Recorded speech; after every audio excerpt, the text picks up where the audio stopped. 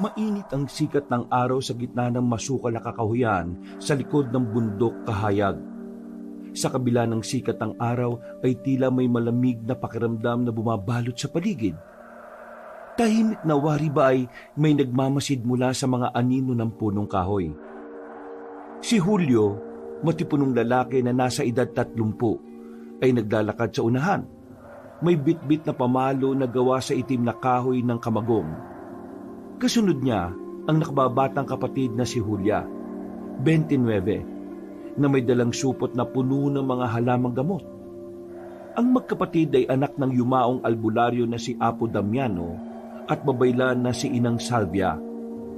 Lumaki silang magkasama sa bahay na bato sa gilid ng gubat at namulat sa mundong puno ng hiwaga at panganib.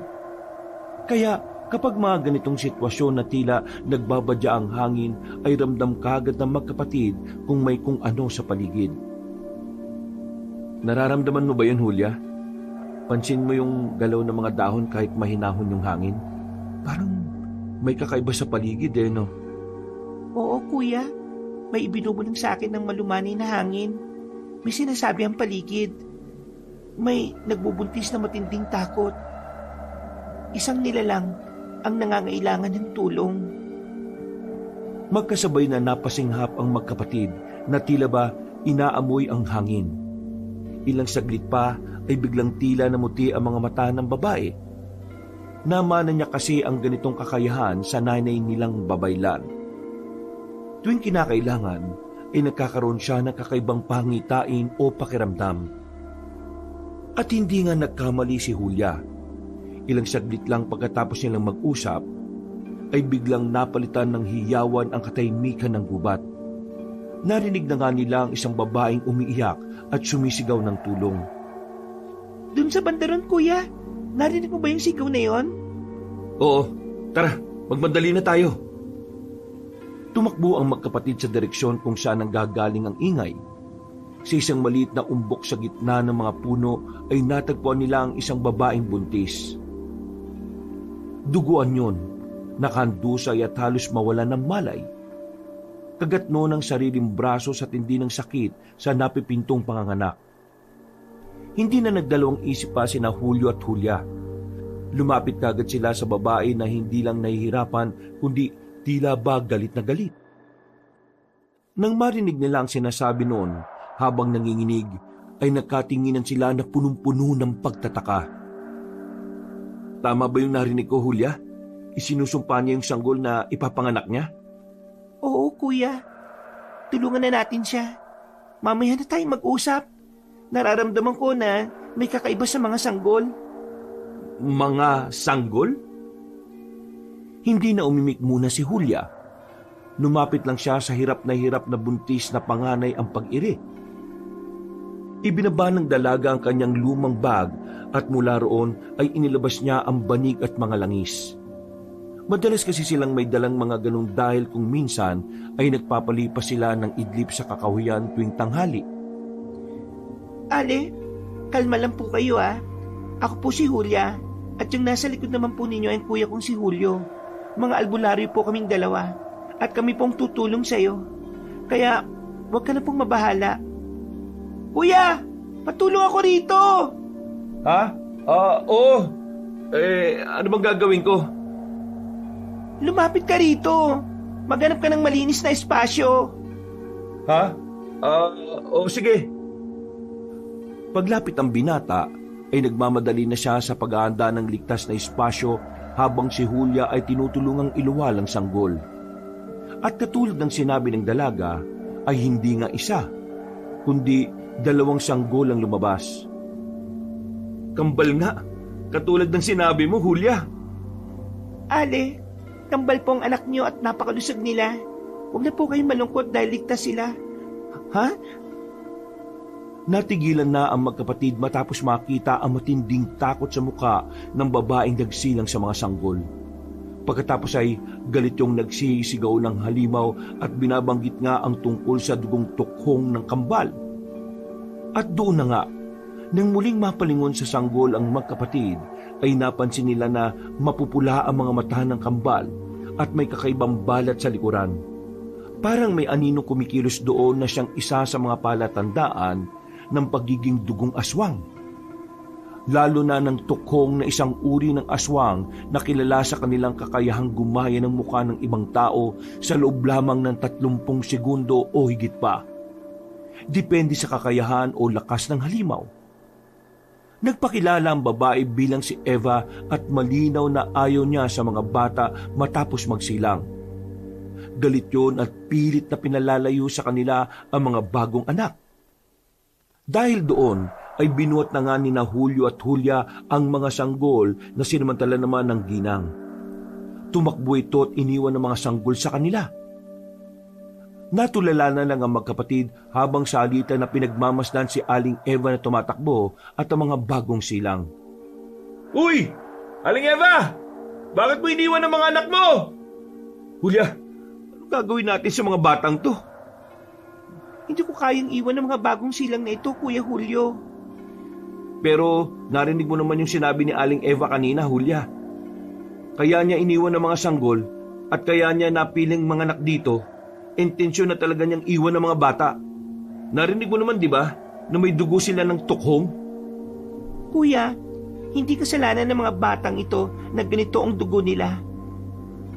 Pareho tayong lumaki sa pangunawang hindi lahat ng nilalang ay masama. Minsan, ang halimaw ay ginagawa, hindi ipinapanganak. Ay nako, anong plano natin ngayon? Mga albularyo tayo, Kuya. At bukod doon, ay may lahi rin tayong babaylan. Kaya palalaki natin sila at gagamitin ang kakayahan natin para matabunan ang pagiging tukhong nila. Napabuntong hininga na lamang si Julio habang inuuyog-uyog ang isang sanggol sa kanyang bisig. At mula sa araw na yon ay inuwi nila ang kambal at pinangalanan nila ang mga yon ng Abel at Cain. Mabilis nga na lumipas sa mga araw, linggo, buwan at taon. Sa lumang bahay na bato ni na Julio at Julia ay masayang lumaki sina Abel at Cain na parang ordinaryong mga bata. Hindi nila alam ang buong katotohanan ukol sa kanilang pinagmulan. Ngunit alam nilang hindi sila mga karaniwang nilalang. 40 anyos na si Julio at 39 naman si Julia habang ang kambal ay 10 taong gulang na. Sa ilalim ng pangangalaga ng magkapatid na albularyo ay lumaki sina Abel at Cain na may disiplina, respeto at kaalaman sa mga halamang gamot at espiritual na pakikipag-ugnayan. Sa umaga ay tinuturuan sila ni Julio ng pagtatanggol gamit ang mga kahoy na arnis. Sa hapon naman si Julia ang kanilang guro sa pagbabasa ng anino, pakikipag-ugnayan sa kalikasan at pag-awit ng mga sinaunang orasyon. At nang magsimula ang pagdalaw ng katauhang tukhong ng magkapatid, ay isa lang ang palaging pinapayo ni Aling Julia sa mga anak-anakan. Lagi niyong tatandaan at isa sa isip ang palagi namin sinasabi ng Tatay Julio nyo. Hindi tayo tulad ng ibang mga bata. Itanim nyo sa isip nyong hindi kayo mga ordinaryo. Nanay Julia, pwede na po ba naming malaman kung bakit kami hindi ordinaryong bata ni Cain? May dugo kayong hindi natin pinili. Ngunit kayo pa rin ang pipili kung anong klaseng pagkatao ang nanaisin niyong tahakin. Pwede po bang wag nang pumili, Nay? Pwede naman po naming tanggapin kung sino kami, di po ba? May kalayaan man tayong tanggapin ang kung sino tayo, pero dapat timbangin natin ang kung ano ang makabubuti sa atin at makakasama. Nandito kami ng Tatay Julio nyo para gabayan kayo. Kaya wag na kayong mag-alala magmula ngayon. Sa buong 10 taon ay tila naging ligtas na kanlungan ang kabundukan para sa kanila. Ngunit kahit anong husay sa pagkakalinga ng magkapatid na Julio at Julia, kung minsan ay hindi pa rin napipigilan ng kalikasan ng pag-usbong ng katotohanang pilit nilang inililibing at binabaon sa limot. Sa pagsapit ng ika-10 kaarawan ni na Abel at Cain, ay isang kakaibang pangyayari ang naganap at hindi inaasahan to ng magkapatid na albularyo. Habang natutulog ang kambal, ay bigla silang nagising na pawisan. Namumula ang kanilang mga mata at tila may mga imahe ng iba't ibang mukha ang lumabas sa kanilang isipan. Isa-isang sumasagi sa kanilang guni-guni ang anyo ng mga taong nakikita nila sa paligid. Si Mang Tomas ang panday, si Aling Rosario ang mananahi, at pati na rin ang nanay-nanayan at tatay-tatayan nila na sina Julio at Julia. Nagpupumiglas ang katawan ni Cain at pilit na ginagayang anyo ng magkapatid. Nanginginig naman si Abel pero nanatili siyang kontrolado ang sarili. Cain, tama na, pakiusap. Hindi ko alam kung bakit ganito ang pakiramdam ko eh. Para bang gusto kong makuha kung anong meron sila, Abel. Nagising si Tatay Julio nang marinig ang hiyawan ng kambal. Tumakbo siya at agad nakita ng dalawang batang tila nagbabagong anyo. Bukod doon ay mas malilinaw na ang mga ugat sa kanilang leeg at halos magkabiyak na ang anyo nila. Agad na ginamit ng Ginoo ang isang lumang anting-anting na galing sa isang itim na buto ng isang halaman at itinapat sa noo ng kambal. "Buto ng itim na halaman! Tulungan mo kung mapakalba ang kambal!" Sa isang iglap ay biglang ang kumalma ang paligid. Tumigil ang pagngingit-ngitan ni Cain at napahinga naman ng malalim si Abel habang yakap-yakap ang kanyang kakambal. "Ayos na mga anak. Huwag na kayo matakot dahil nandito na ang Tatay Julio nyo. Halika kayo ritong dalawa." Pasensya na po kayo, Tay. Dinig na dinig ko po na may bumubulong sa akin. May ibang boses po sa utak ko. "Oo, tana anak, Cain. Ayos na ang lahat dahil nandito na ako. Kapag naulit pa ang tungkol dito wag na wag niyong pakikinggan ng boses na nag-uutos sa inyong gumawa ng masama, ha?" Masama po ba kami? May tugo po ba ng kasamaang nananalitay sa amin, Tay? Hindi kayo masama mga anak. Ang dugong nananalitay sa inyo ay hindi nyo kapalaran. Kayo ang magtatakda kung sino kayo at hindi yung kasamaan mga anak. Magmula na mangyari yon, ay mas naging mahigpit ang pagtuturo ng magkapatid. Si Abel ay mas madalas nang nag-aaral ng orasyon kay Julia. Naging malapit siya sa kalikasan, sa mga hayop at sa mga espiritu ng lupa. Si Cain naman, kahit na sinusubukang makisabay, ay unti-unting nagiging tahimik. Matalas tumingin at kung minsan ay lumalayo sa ibang tao. Isang gabi, para lang maibsan ang nararamdamang pagkatakam, ay palihim na lumabas si Abel. Pero nasundan siya ni Cain at nakitang nakapatay siya ng kuneho. Dahil doon, ay sabay nilang nilantaka ng sariwang dugo at karne ng nasabing hayop. Inilihim nila ito sa mga nakagisnang magulang dahil natatakot din sila. At isang araw, habang papawi si Cain galing sa ilog, ay may narinig siyang sigaw ng batang lalaki. Dahil doon ay itinago niya ang sarili sa damuhan. Mula sa hindi kalayuan ay nakita niyang isang kabataang kaedad nila ng kakambal niya. Walang iba kundi ang apo ni Kapitan Dito na si Adan. Kilala ang nasabing batang malusog sa kanyang pambubuli dahil sa pagiging malaking bulas. Kitang-kita nga ni Cain na sinasaktan ni Adan ng isang batang may depresya sa paglalakad. Wala kang kwenta. Pilip Pilay, Pilip Pilay. Bakit ba palagi ka nalang pinipilit ng nanay mong makihalubilo sa amin? Hindi ka nga makasabay sa paglalakad namin eh. Tapos, sumasali ka pa sa laro naming takbuhan. Sa susunod na makihalubilo ka pa sa amin, uupakan na talaga kita. Tinulak ni Adan ang batang may kapansanan kaya naggalit si Cain. Dahil doon ay tila nagdilim ang paningin niya at maya-maya pa nga ay biglang bumilis ang tibok ng puso niya. At bago pa siya makaisip ng tama o mali, ay nakaramdam na siya ng mainit na lakas na tila sumabog mula sa kanyang loob. Sa isang kisap mata ay nag-iba ang anyo ng kanyang muka.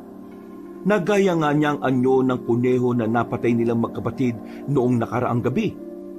At nagulat din siya sa sarili matapos yung nangyari. Nagulat din si Abel na kadarating lang. Hawig na hawig nga talaga kasi ng kambal niya ang mukha ng nasabing kuneho. Ano to? Ano tong nangyayari sa akin? Bakit ganyan na itsura ng mukha mo, Cain?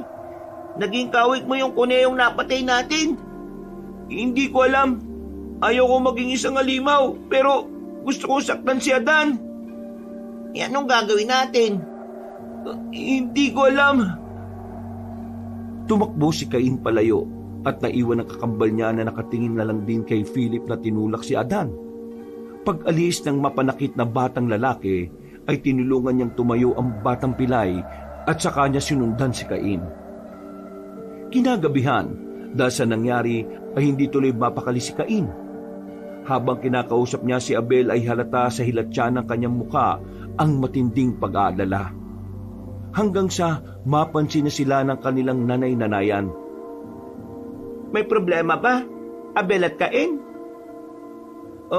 Wala po, Nay. Sige na, sabihin niyo ng mga anak. Wala po talaga. May nakita po kasi kami na batang sinasaktan na naman ni Adan eh. Kaya nagalit po tong si Cain. Tapos, hindi ko rin po alam pero sa galit ko, gusto ko po siyang gantihan sa ginawa niya, Nay eh. Kaso natakot po ko dahil bigla na lang po kong... Basta po, gusto kong gumati at saktan din yung taong yun. Abel, Cain, hindi natin kayang linlangin ang ating mga sarili. Katulad ng palagi namin sinasabi ng Tatay Julio nyo, ang dugo nyo ay may nananalaytay na kakaibang lakas. Ngunit ang kapangyarihan na yan ay dapat na ginagamit nyo sa pagtatanggol at hindi sa paghihiganti sa kapwa. Intindihan ko po, Nay. Salamat po sa mga paalala nyo. Ikaw, Cain, nakukuha mo ba ang sinasabi ko, anak? Katulad ng kambal mo, dapat matutunan mo rin ang maging mahinahon sa lahat ng bagay para makontrol mo sa katauhan mo ang dugong nananalaytay sa iyo. Opo, naiintindihan ko po, Nay. Nasabi yun ng maangas na bata, ngunit sa loob-loob niya ay may damdaming tila nagpapasimula ng rebelyon. Maraming tumatakbo sa isip niya habang patuloy na nag-i-encourage ang kanilang ina-inahan. Abel na naman. Bakit laging si Abel na lang ang pinupuri ni nanay at tatay? Bakit pagdating sa akin parang palaging mali ang mga ginagawa ko? Nakakainis na buhay to. Gusto ko lang namang tumulong pero napagsabihan pa ako. Nakakainis. Pagkatapos ng pag-uusap na yon, ay naghapunan na nga sila at mabilis na lumipas ang sandali. Habang nasa kwarto na ang magkapatid, ay masinsinan ulit silang nag-usap. Cain, okay ka lang ba? Parang ang tahimik mo kanina simula nung kinausap tayo ni nanay ah. Ayos lang ako, kaya hindi mo kailangan mag-alala sa akin. Cain, kahit anong mangyari, tandaan mo na magkapatid pa rin tayo ha. Hindi mo kailangan patunayan ang sarili mo sa iba. Kung may pinagdaraanan ka, sabihan mo ko dahil hindi tayo magkaaway. Magkakampi tayo. Sa tulong din ni nanay at tatay, mapagtatagumpayan natin ang masamang dugong nananalitay sa atin. Pero, paano kung hindi ko na mapigilan ng sarili ko? Nakita mo naman yung nangyari kanina, di ba? Paano kung ang halimaw sa kalooban ko mas malakas pa sa mga turo ni nanay at tatay? Hindi tayo mga halimaw, Cain. Mga tao tayo. At siguradong tutulungan tayo nila nanay at tatay dahil pamilya nila tayo. Hindi ko alam, Abel. Ay, hindi ko alam. Natulog na nga sila ng mahimbing at sa mga lumipas na araw ay mas naging maingat na nga ang kambal. Pero may mga pagkakataon pa rin talaga na hindi nakokontrol ni Cain ang sarili. Mabuti na lang ay palagi siyang inaalalayan ni Abel kaya kagad din siyang napapakalma.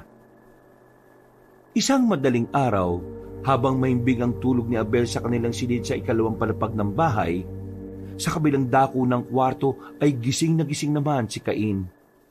Nakaupo ang maangas na batang lalaki sa gilid ng bintana at nakatingin sa kawalan. Sa ilalim ng anino ng buwan, tila may kadilimang bumabalot sa kanyang mga mata. Isang aninong gumagapang mula sa kailaliman ng kanyang kalooban. Ito na naman yung pakiramdam na to. Ay, naku.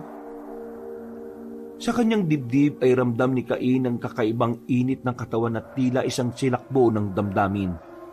Ganito rin ang pakiramdam noong nakaraang ginaya niya ang mukha ni Adan.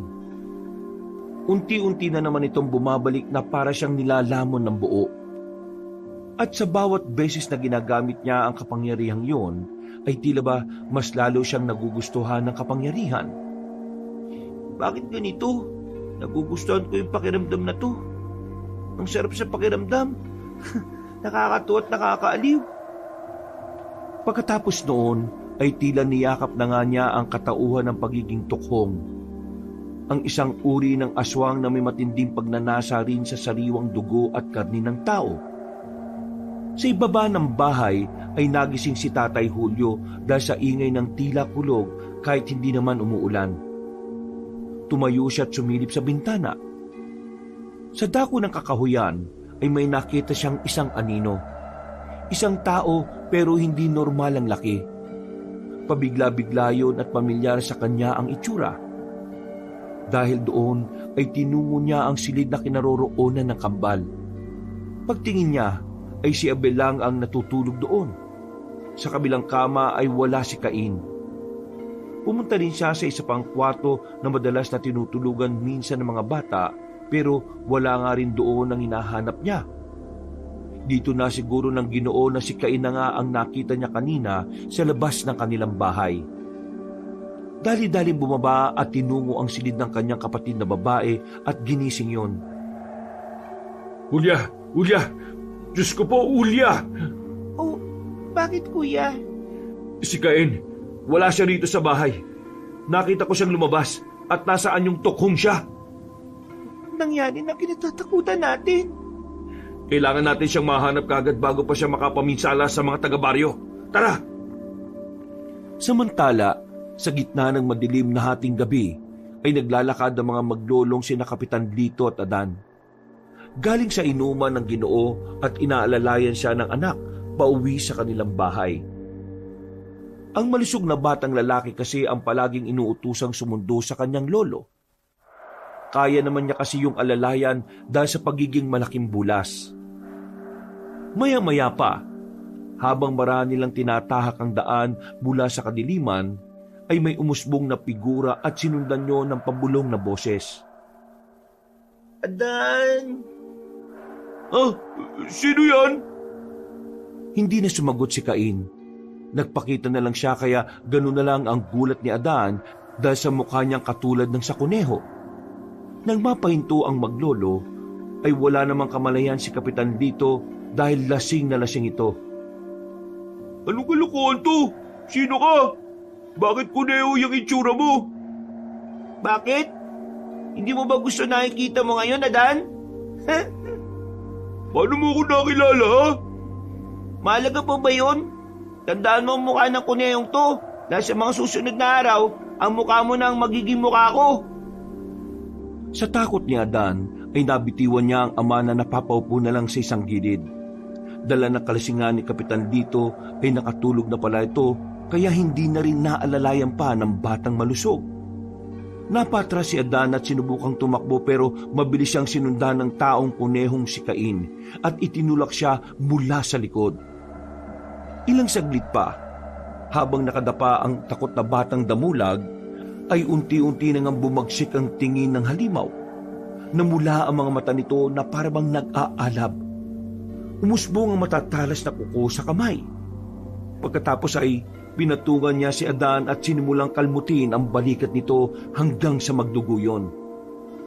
Napayaw sa takot ang batang malusog habang napapayak dahil sa sakit na nararamdaman. Tama na! Tama na! Hindi ko na to kaya! Akala ko ba matapang ka, ha? Dahil mo ipakita ang tapang mo sa akin. Mayabang na, Adan, at mapanakit ng mga bata. Hindi na ako ulit! Tama na!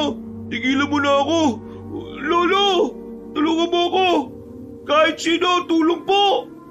Sige, sumigaw ka lang ng sumigaw. Maramdaman mo man lang ang takot na ginawa mo sa mga batang mas maliit sa'yo. Tama na! Parang awa mo na! Halimaw!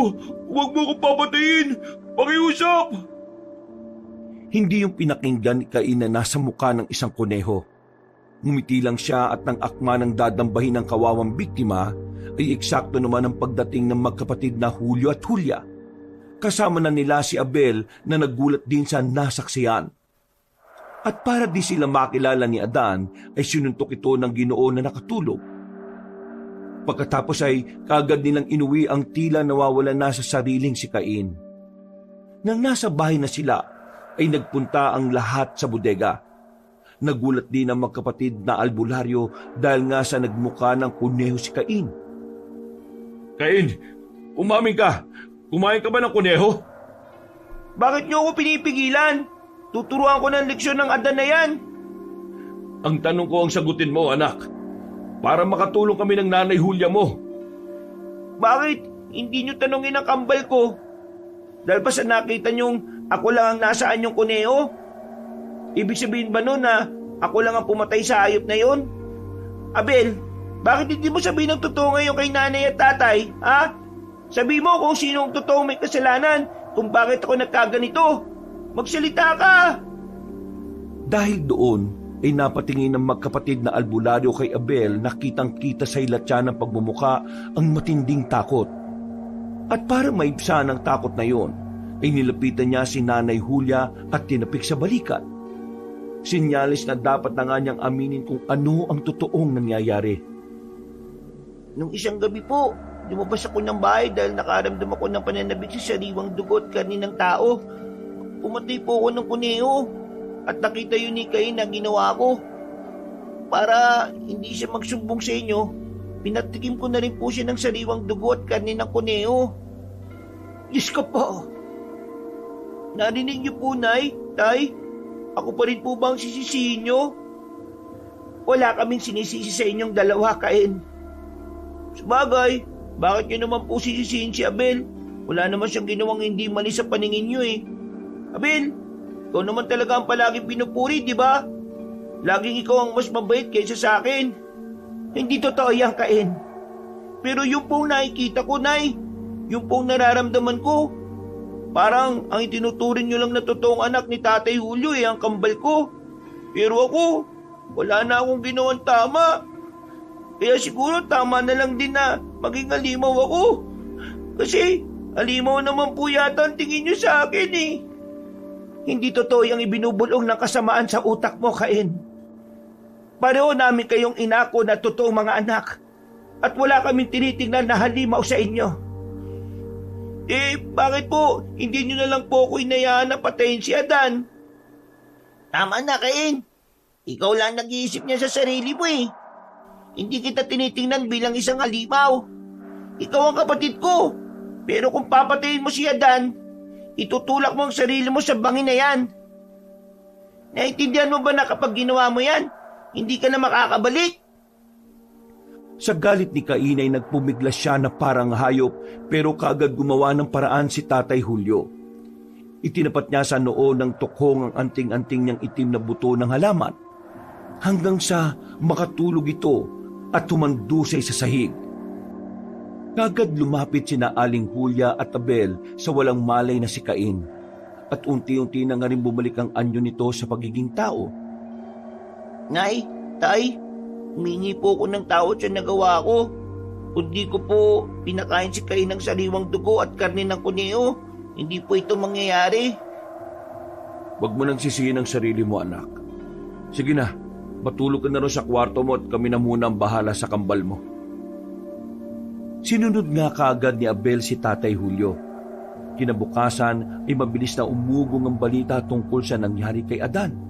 Kaya galit na galit si Kapitan Lito. Pinahanting ng Ginoong halimaw na gumawa ng masama sa kanyang apo.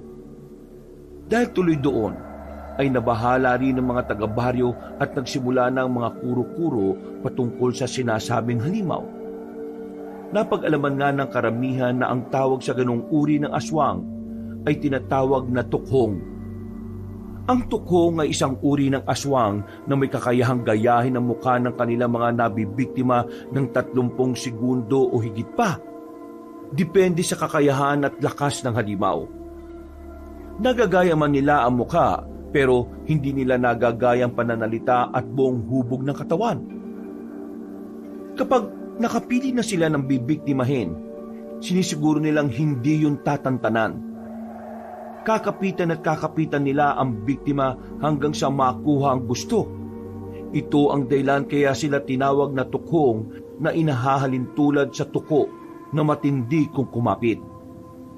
Dahil sa pangyayaring yon, ay mas naging maingat ang magkapatid na albularyo, lalo na sa pagtitimbang sa kambal. Siniguro nilang magiging pantay talaga ang pagtingin nila upang hindi na maulit ang nangyari noong nakaraan. Isang linggo pagkatapos ng insidente, ay muli na namang inatake ng pananabik sa sariwang dugot karne ang kambal. Pero si Abel ay kaagad niyang nakontrol ang sarili. Si Cain naman ay patuloy na nakikipaglaban sa masamang bulong ng kanyang isipan. Wala pa naman sa kanila ngayon si Tatay Julio at Nanay Julia nila. Nagpunta sa kakahuyan ang dalawa para kumuha ng mga importanteng halamang gamot. Nag-iisip kasi ng paraan ang magkapatid paano nila maaalis ng tuluyan sa kapangyarihan ng tukhong ang kambal. Cain, labanan mo sarili mo ha. Huwag kang makikinig sa bulong na yan. Kung nagawa ko, alam ko magagawa mo rin. Hindi ako katulad mo, Abel. Hindi ko kaya ang ginagawa mo. Cain, makinig ka sa akin. Huwag mo ngayaang lamunin ka ng halimaw mo. Pakinggan mo lang ang boses ko. Lumaya mo ako. Hayaan mo akong makatikim ng ibang sariwang putahe, Abel. Kung di ka tatabi sa daraanan ko, masasaktan ka rin. Sa isang iglap ay tuluyan na nga nag-anyong tukhong si Cain. Matatalim ang mga kuko. Namumula ang matang parang nagliliyab at ang muka ay katulad na naman sa kunyeho na huli nilang kinain.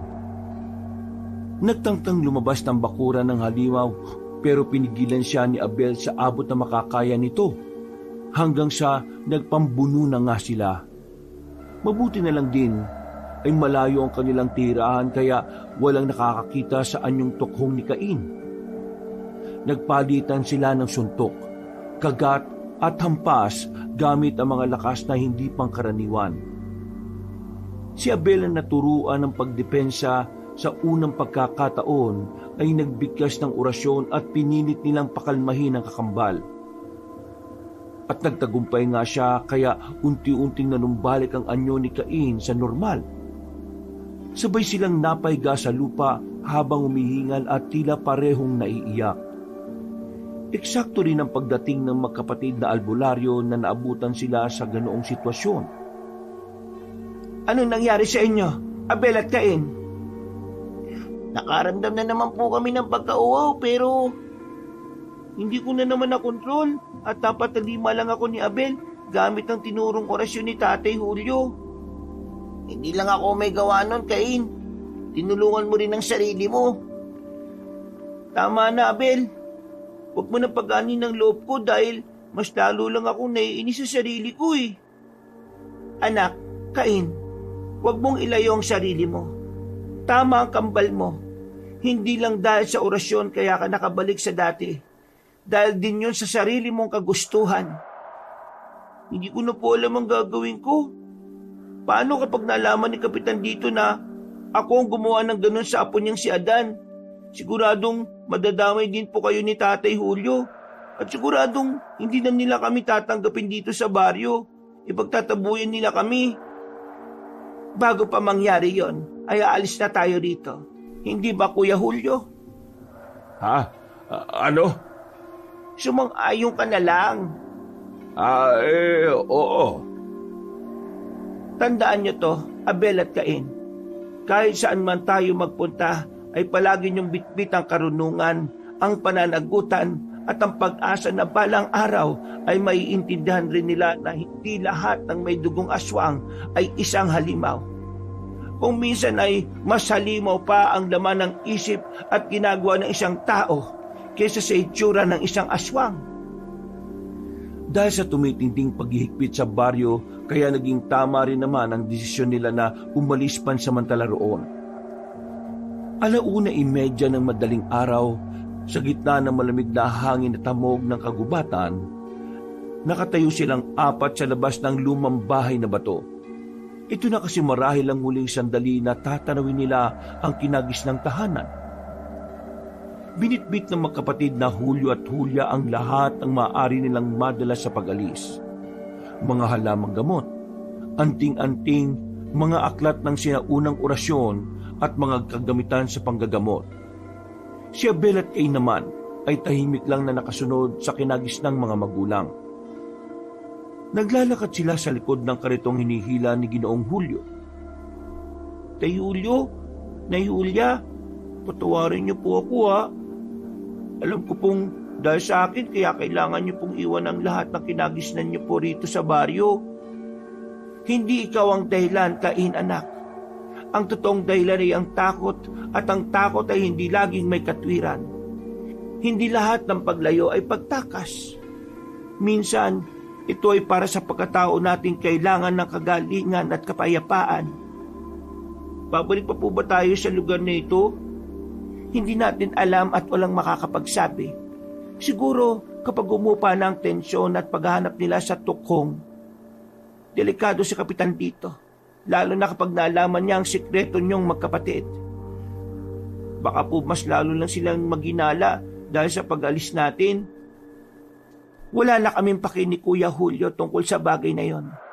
Mas importante sa amin ay ang kaligtasan niyong dalawa.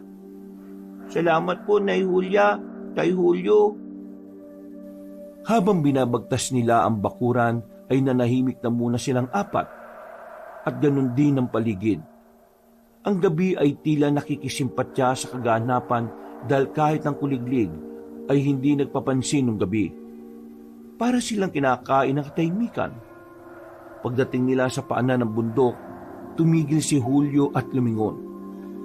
Sa pagkakatanda niya kasi, ay doon nila nakita ang Nanay Eva ng kambal na nag-iwan sa kanila. Dito nagsimula ang lahat sa lugar na ito. Ano pong ibig niyong sabihin, Tay? Wala yan, Abel. Katulad ng sabi ng Nanay Julio nyo. Katulad ng sabi ng Nanay Julia nyo. Babalik din tayo rito sa baryo sa tamang panahon. Kailangan muna nating hanapin ang lugar kung saan hindi takot ang nangingibabaw, kundi pang unawa sa kapwa. Nagpatuloy na nga sila sa paglalakad hanggang sa makarating sa malayong lugar. Nagpahinga muna sila sa isang abandonadong bahay at doon nga ay napanaginipan ni Aling Julia ang tungkol sa baryo. Sa tuwing meron pa naman siyang panaginip ay itinuturing niya itong isang paalala o babala dahil nga sa may lahi rin silang babaylan.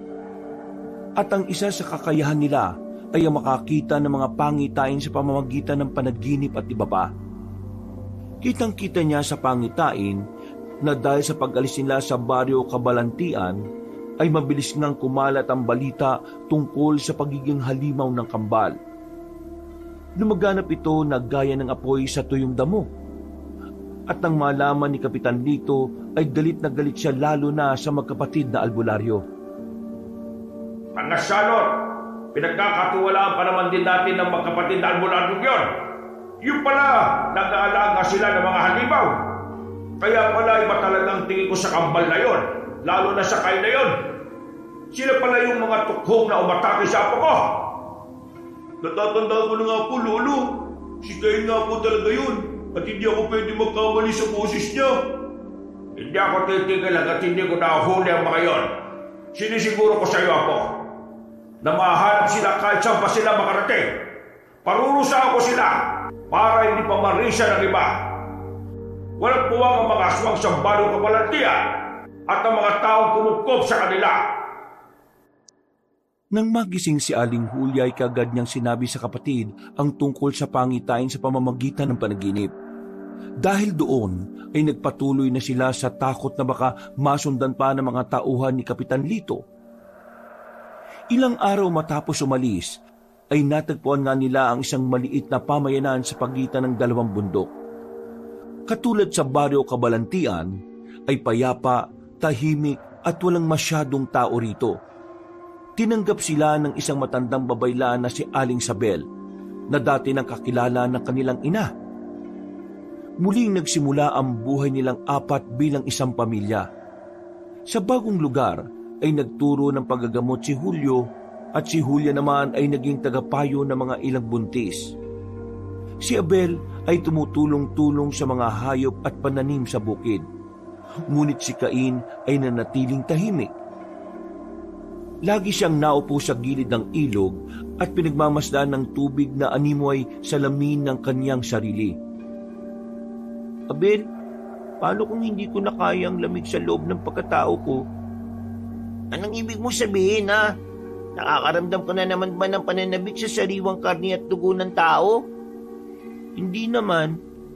Pakiramdam ko lang, simula nang umalis tayo sa Barrio Kabalantian, parang nanlamig na yung puso ko.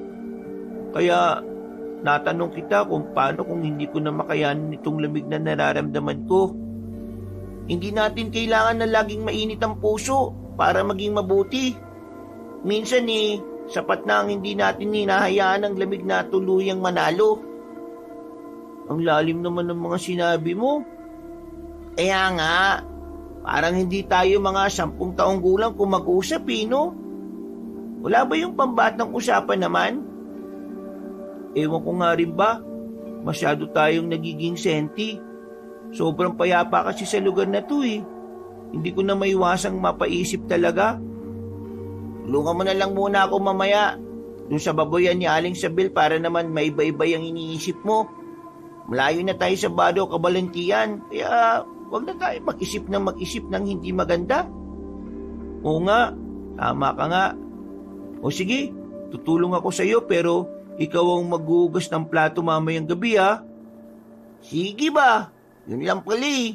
Pero basta, ikaw naman yung mag-aayos ng tulugan natin, ha? Sige, payag ako. Basta ikaw naman ang magpapakain sa mga manok natin. Habang nagkakasiyahan ng kambal sa gilid ng ilog, mula naman sa baryo na kanilang tinakasan ay nagbabadya ang matinding plano.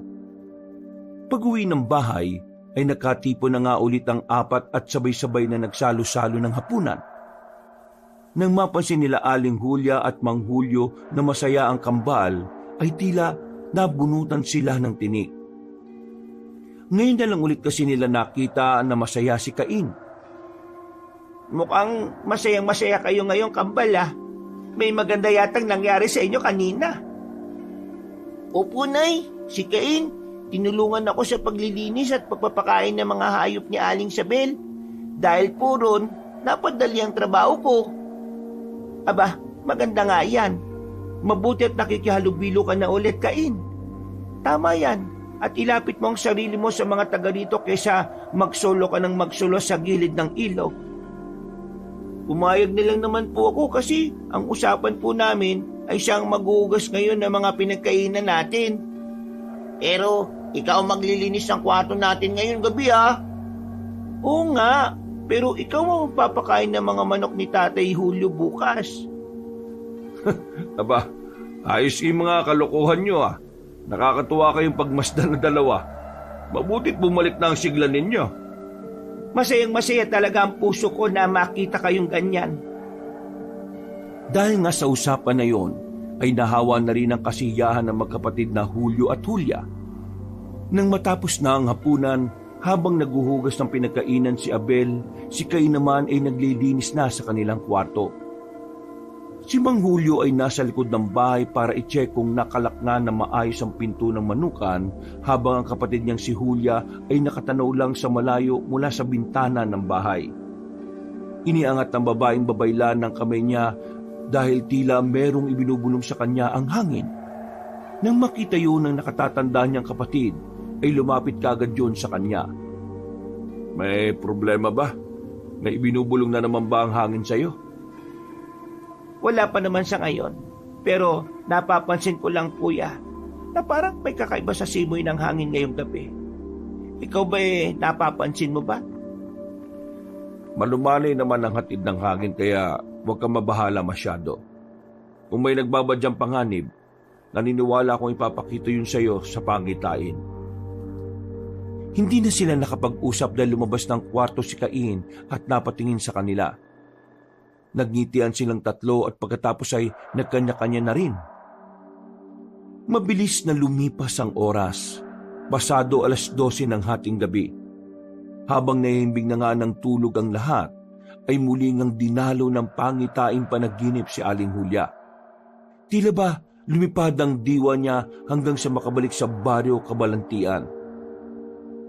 Sa diwasang malapit sa munisipyo, ay nakita niya na lihim na nagtitipo ng ilang mga kalalakihang galit at natatakot. Hawak nila ang kani-kanilang mga bolo, itak at sulo. Ang ilan ay may bitbit pang ang mga balisong at palaso. Kinabahan kagad ang babaeng babaylan, kaya naisip niyang bumalik na, pero nakita niyang lumitaw si Kapitan Lito na may hawak ding mga sandata. Huminto siya at pinakinggan ang usapan ng mga kalalakihan.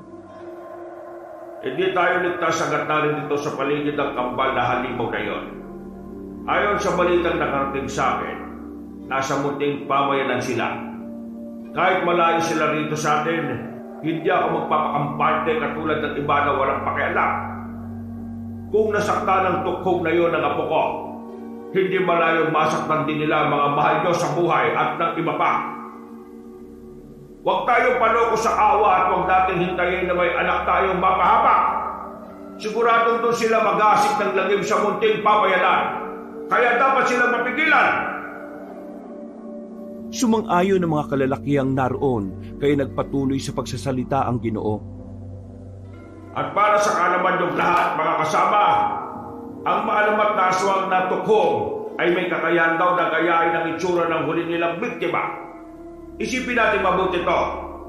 Paano kung yung isa sa mga mahal natin sa buhay ang nabiktima niya at gagayahin niya ang mukha nito sa susunod niyang pag-asik ng lagim? Papayag ba kayo mangyari ang ganon?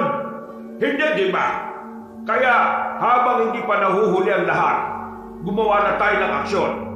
Magtungo tayo sa munting pabayanan para masupil ang kambal na tukho. Ang lahat ay sumang-ayon sa nais ni Kapitan Lito. Kahit si Adan na tahimik lang na nakaupo sa isang gilid, ay nakisang-ayon din sa bugso ng damdamin ng mga galit na tao. Nang masaksihan niyo ni Aling Hulya, ay dali-dali siyang bumalik sa kanyang katauhan. Pagbangon ay pawis na pawis siya at punong-puno ng pag-aalala dahil sa mga narinig. Ilang saglit pa ay nakarinig siya ng mga nagmamadaling yabag hanggang sa sumulpot sa pintuan ng kwarto niya si Mang Julio. Kitang-kita matinding pag-aalala sa mukha nun. Ano nangyari, Kuya Julio? Sa unang pagkakataon ay nanaginip ako na masama. May masamang binabalak si Kapitan dito laban sa kambal. Huwag naman sana mangyari. Nagpaplano na nga silang pumunta rito sa munting pamayanan, Kuya. Anong ibig mong sabihin? Nakita at narinig ko sa pamamagitan ng plano nila. Ngayon lang mismo. Anumang oras mula ngayon ay pupunta na sila rito. Kung ganon, ano pang hinihintay natin? Gisingin mo na si Abel at Cain para makapag-alsa balutan na tayo. Kahit saan tayo magpunta, susundan at susundan tayo ng mga iyon, Kuya. Kailangan na natin silang harapin. Pero paano yung kambal? Hindi naman ako nag-aalala para sa ating dalawa dahil alam kong kaya nating ipagtanggol ang mga sarili natin. Nag-aalala ko kay Abel lalo na kay Cain. Poprotektahan natin sila, Kuya. Ano pong nangyayari, Nay? Tay, naalimpungatan po kayo sa mga boses niyo eh. Natigilan na sa pag-uusap ang magkapatid na albularyo nang makita nila sina Abel at Cain na sumulpot naman sa likuran ni Mang Julio. Hindi kaagad na makapagpaliwanag ang Ginoo, kaya humirit na si Cain dahil narinig niyang binanggit ang pangalan nila. May problema po ba, Nay? Tay, narinig ko po na binanggit niyo yung pangalan namin ni Abel eh. Kanino niyo po kami poprotektahan? At bakit? Wala yun, anak. Nalaman na po ba ni Kapitan Lito kung nasaan tayo nagtatago? Kung ganun po, handa po kong harapin sila para humingi po ng tawad sa nagawa ko kay Adan. Pero kung hindi po sila papayag, sa palagay niyo po ba, Nay, Tay, kung tatanggapin ko po ang pagiging tukhong, matitigil na rin po ba ang lahat ng ito? Hindi nyo kailangang tanggapin ang pagiging halimaw para lang maunawaan ng mga tao ang pagkatao nyong dalawa. Tandaan nyo na mahal namin kayo ng Tatay Julio nyo. Kahit na sino pa kayo, hindi mahalaga ang iisipin ng iba. Pero bakit po aalis na naman tayo sa lugar na ito? Hindi tayo aalis. Diba Kuya Julio? Ha? Oo. Hindi tayo aalis at paghahandaan natin ang pagdating nila. Sama-sama natin silang haharapin, mga anak. Pagkatapos ng pag-uusap na yon, ay bumalik na ang lahat sa pagtulog. Kinabukasan ay pinaghandaan nga ng magkapatid na albularyo ang pagdating ng mga taga-baryo Kabalantian. Pero lumipas sa mga araw ay wala pa ring sumulpot. 3 araw at gabi pagkatapos ng mga pangitain ni na Aling Hulya at Mang Julio, patulog na sana sila ng tila may bumasag sa katahimikan at kapayapaan ng gabi. Magkasabay na napabalikwas ng bangon ng kambal matapos nilang maramdaman ang mga tunog sa palibot ng kanilang bakuran. Ilang saglit pa ay dumating sa silid nila ang magkapatid na albularyo. Ano pong mga ingay na naririnig namin sa labas ng bahay? Nay, Tay? Nandito na sila mga anak. Kaya huwag kayong gagawa ng ingay masyado. Dahil siguradong kapag nakarinig sila ng kahit na anong tunog na gawa ng tao, siguradong yayarihin nila tayo. Nang sumilip si Mang Julio sa maliit na siwang, ay nakita nga niya sa labas ang mga kalalakihan ng baryo Kabalantian. Pinalibutan na sila ng mga taong may hawak ng apoy at armas sa pangunguna ni Kapitan Lito. Kasama si Mang Obet at iba pa. Lumapit din si Cain at nang makita niya ang dami ng tao, ay nag-alala siya sa buhay ng mga tumatayo nilang magulang. Tay, ano na pong gagawin natin? Akala ko po ba pinagandaan niyo po ito? Oo anak, pinagandaan na namin to. Kaya maghintay lang tayo sa gagawin nila, saka tayo aaksyon. Samahan niyo muna ron ang nanay at kapatid mo. Sesenyasan ko na lang kayo. Alam na ng nanay Julio mo ang gagawin kapag sumenyas na ako. Sige po. Paglapit ni Cain, ay muling sumilip ang kanilang ama-amahan at doon na nga nila narinig ang malakas na boses ni Kapitan Lito. Lumabas na kayo, Julio at Julia! Alam na namin na dyan kayo nakatira at alam na rin namin na may mga halimaw kayo kinukupkop. Mga pinagkatiwalaang albularyo pa naman kayo pero nakuha nyo kumupkop na mga aswang. Ipaliwanag nyo sa amin dahil baka sakaling maintindihan namin at papatawad kayo ng kapatid mo. Pero huwag kang umasa na papatawarin ko pati ang mga tukhong na nasa pangangalaga nyo. Lalo na't sinaktan ng isa sa kambal ang apo kong si Adan. Napabuntong hininga si Cain nang marinig yon. At dahil doon ay nagpasya na si Mang Julio na lumabas katulad ng isa sa mga plano nilang magkapatid. Humarap siya sa mga kalalakihan ng baryo Kabalantian.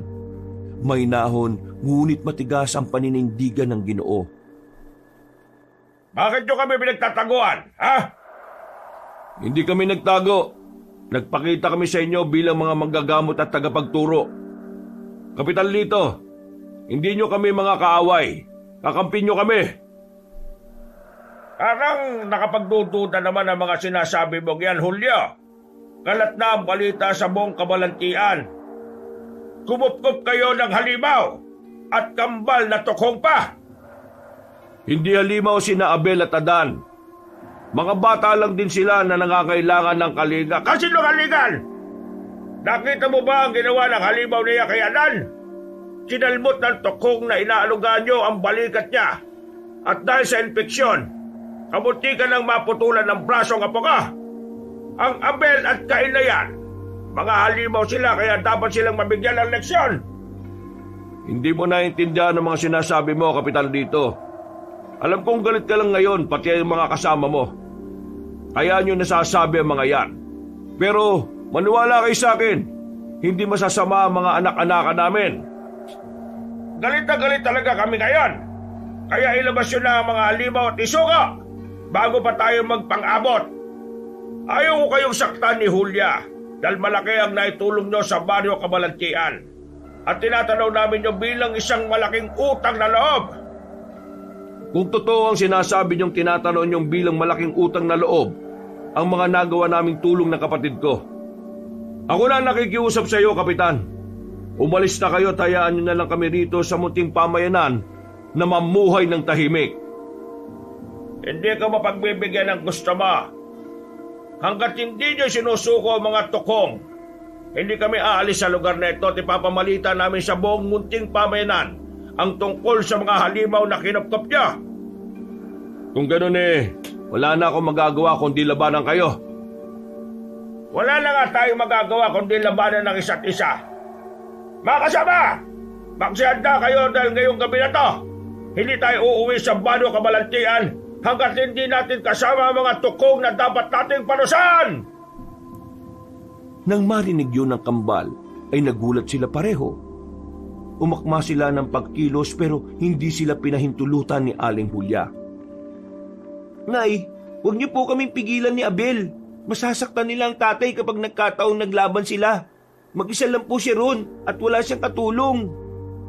Pasensya na mga anak, dahil ito lang ang naisip naming plano ng tatay Julio nyo. Hindi kami papayag na makuha kayo ng mga taong yon. Lalo na ni Kapitan Lito. Malupit siya at walang pinalalampas na kahit na sino. Yun na nga po na kung wala tayong papalampasin kahit sino, bakit pa namin kailangan magtago ni Abel? Kayang-kaya po namin ang mga sarili namin, lalo na po ako. Hindi po ako papayag na masaktan nilang tatay. Kahit pigilan niyo pa ako ngayon. Hindi na nga nagpapigil si Cain sa kanyang inainahan. Nang hawakan siya nito sa braso ay piniglas niya at dali-daling tumakbo palabas ng bahay. Sumunod din si Abel pagkalaon dahil katulad ng kanyang kambal ay ayaw niya ring mapano ang kanilang ama-amahan. Sa tapat ng bakuran magsisimula pa lang ang pagsalakay ng mga kasama ni Kapitan Lito nang biglang bumukas ang pinto ng bahay. Napalingon silang lahat doon at laking gulat nga ni Mang Julio na magkasunurang lumabas sina Cain at Abel. Cain! Abel! Anong ginagawa niyo rito? Hindi ba sinabihan ko na kayo? Ano ba naman? Nasaan ang nanay Julia niyo? Hindi po kami papayag na saktan nila kayo, tay. Tama po. Kami ang kailangan nila kaya kami ang dapat pong umarap dito. Hindi niyo alam ang sinasabi niyo. Ay naku naman mga anak, dapat makinig na lang kayo sa amin ng nanay niyo. Pinalalalaan niyo lang ang sitwasyon Wala po akong paki sa iniisip ng mga tao, tay. Kung sasaktan nila kayo, ako makakaharap nila at hindi ako magdadalawang isip na gumanti. Unti-unting nagbago ang kulay ng mga mata ni Cain, pero kinokontrol niya pa rin ang sarili na hindi magpalit ng anyo bilang isang tukhong. Nang makita ng mga tao ang pamumula ng kanyang mga mata, ay nahintakutan ng mga yon. Wala pa man siyang ginagawa, ang ilan ay nasisindak na. Pero ang isang kagaya ni Kapitan Lito na matindi ang galit sa halimaw, si Mang Obit na dali-daling tumakbo palapit kay Cain. Hawak niya ang matalim na itak na sumalakay sa maangas na batang tukhong. Cain! Aatake si Mang Obit! Alam ko! Eksaktong kalalabas lang ng bahay ni Aling Julia ay nakita nga niya ang pag-atake ni Mang Obit. At katulad ng kapatid ni Mang Julio ay napasigaw na lang siya sa pagkabigla. Pero kahit malapit na si Mang Obit ay hindi pa rin kumilos si Cain. Nanlilisik niya pa rin pinagmasdan ng Ginoo at hindi siya tumakas. At nang tatagay na siya, sa halip na lumaban, ay tuluyan siyang nagpalit ng anyo bilang tukhong at tinubad niya ang kanyang pang-itaas na suot at ibinaba ang kanyang muka. Nagulat ang lahat sa kanilang nasaksihan, lalo na si Kapitan Lito na tila nalito na nga sa nangyari. Dahil tuloy doon ay natigilan din si Mang Obit na punong-puno ng pagtatakang tumitig lang sa batang lalaki. Ano pang ginagawa mo, Obet? Tagayin mo na yan! Bago pa magpalit ng anyo bilang tukong! Huwag kang basta tumunganga dyan! Opo, Kapitan Lito. May dugo ako ng tukong. Kami ng kambal ko. At opo, tama po kayo. Nasaktan ko si Adan pero ginawa ko po yun hindi dahil sa gusto ko lang. Gumanti ako sa ginawa niyang pangapi kay Philip Pilay na anak mo, Mang Obet. Alam ko pong hindi yun rason para gumanti pero kung kayo pong nasa katayuan ko, kung alam niyo pong may kakayahan kayong tumulong sa kapwa, alam kong gagawin niyo rin po ang ginawa ko. Ang dami mong sinasabing aswang ka. Pinalalabas mo pang masama ang apo ko, ha? Binabaluktot mo ang katotohanan. Dali-daling tumakbo si Kapitan Lito at inagaw ang isang mahabang tabak sa kasamahan nilang lalaki. Nang makita yun ni Mang Julio, ay dali-dali naman niyang kinuha ang hawak ni Mang Obet na itak at ito ang ginamit pansalag sa pag-atake ng kapitan. Dahil doon ay nagkagulo na nga ng tuluyan. Kagad lumabas ng bahay si Aling Julia at muling hinatak ang kambal papasok sa loob. Pagkatapos ay nagsaboy siya ng kung anong pulbura sa labas. Nang umalingasaw ang amoy noon ay tila napahinto ang ibang nakalanghap at sa isang iglap ay para silang mga natulala. At dahil alam na ni Kapitan Litong tungkol sa mga ganong bagay, kaya dali-dali siyang nagtakip ng ilong habang nakikipaglaban kay Mang Julio. Magsitakip kayo ng mga ilong niya! Huwag kayo magpapaniwala sa aswang na yan! Kung napalabas niyang masama ang apo ko, maaari niya rin gawin niya sa mga mahal niya sa buhay.